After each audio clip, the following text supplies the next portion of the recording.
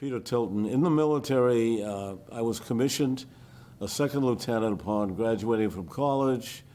I went through the Officer Basic Course, Infantry Officer Basic Course at Fort Benning, the Intelligence Officer Basic Course at Fort Holabird, Maryland, and then I went to Vietnam for combat tour, assigned as an advisor to the 23rd ARVN Division. ARVN means Army of the Republic of Vietnam, or the South Vietnamese Army. That was my assignment for 1 year.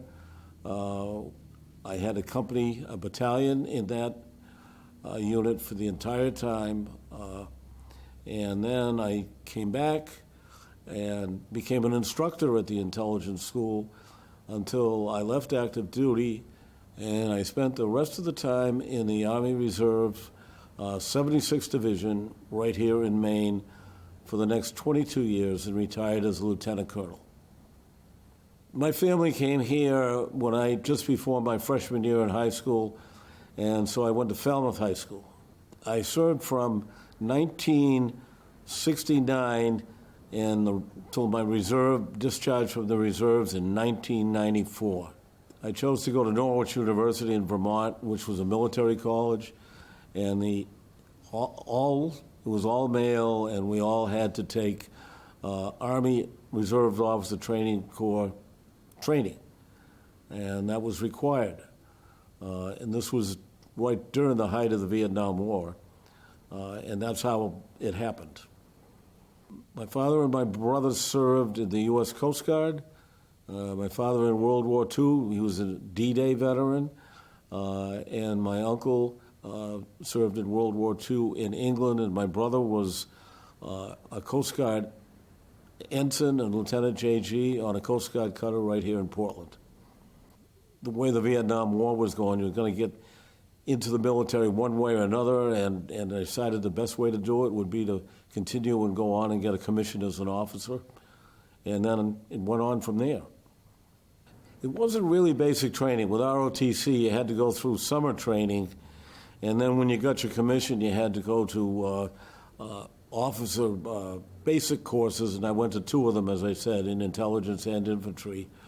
And I liked it. It was all good. I learned a lot, and I kind of got into it. My first duty station was Fort Benning, Georgia, in the infantry officer basic course, and that was followed by Fort Holabird, Maryland, for the Army Intelligence Combat Course, and then I was in Vietnam in November of 1969. I became, I would say, more tough-minded and properly cynical about certain things, and I became aware of man's humanity of man to an extent that I hadn't before. During my reserve time, I went through the Command and General Staff College, which required me to spend some time in Indiantown Gap, Pennsylvania, and finally get the course completed at Fort Leavenworth, Kansas. It was definitely a challenge. I was with the South Vietnamese. I had to accompany them in all their operations, and we spent a lot of time in small villages. We were up in the mountains on the Cambodian border most of the time, and a lot of the time in the cities of Bambi Tuot and Dalat. We encountered quite a bit of combat. As an advisory team, we encountered quite a bit of combat situations over the course of the year, mainly from their base camps to going on operations with them. And our role was mainly to provide advice, but it was also to provide U.S. support by calling in artillery and medical evacuation. There were a few really brutal attacks on base camps. There were a couple of them that I was involved with, in which we were attacked by mortars from the Viet Cong in the middle of the night, killing a lot of the South Vietnamese soldiers, and we had to call in close air support and medical evacuation for that. Yeah, I made a lot of friends during that time. Some of them I still continue to communicate with, although it gets lesser and lesser as time goes on. But it was very worthwhile, and they've all been good people to know. It was not like it is today. There was no cell phones, no internet. The only telephone communications was overseas, when you would speak very, very briefly if you got through at all. The mail was pretty good, and so it was delivered on a fairly regular basis. Other than that, that was it. There wasn't a lot of downtime, or if we were in a base camp, people played cards or cribbage, both games which I'm terrible at. So basically, no, there wasn't much. We were all in this together, so there was a lot of bonding. Toward the end, I came out of the field for about 3 weeks, and they made me a briefing officer at the headquarters, and we could even play tennis there. And that was with about 3 weeks left to go before going home. Coming back home was a little bit different from me because all I did was I came home and I was on leave, and then I had to go back to Baltimore to be an instructor at the Army Intelligence School for the rest of my active duty. Well, when I retired from the reserves, I'd been working in the civilian life for many years. And I worked for the state of Maine in the corrections department with probation and parole, and then I taught school for 16 years at Freeport High School.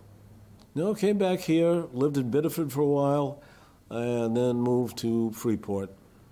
But I was still in the reserves. I was in the reserves, and so I had some responsibilities because I was both a company commander and a battalion commander in the reserves.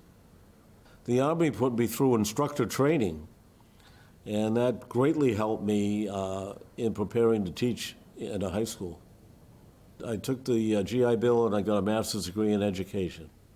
I taught history, sophomore history. It made me stronger, it made me more healthfully cynical, and it made me quite a bit more confident. It really was helpful in preparing you to interact with different people. Recommend that they do their homework. When they talk to recruiters or they talk to college recruiters about officer training, ask a lot of questions. But I belong to the AMVETS here in Yarmouth and the American Legion and the VFW. They all do a lot of public service that people generally don't know about. Like the AMVETS provide some fairly significant scholarships for local students for post-high school. And I know the Legion does an awful lot of community service work, and the VFW does a lot of advocacy for veterans.